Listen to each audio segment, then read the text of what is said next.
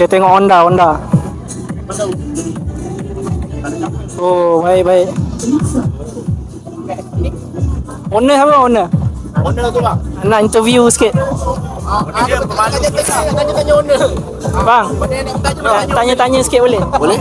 Pegang. Baik kan? Okey bang. Tanya. Berapa habis? Berapa habis? Berapa habis? Kita tak boleh cerita. Total apa? Total.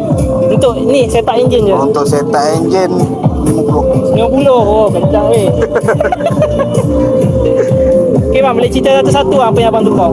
Okay, kita sekarang ada full set PRL. Daripada depan intercooler, intake dengan inlet, full set PRL.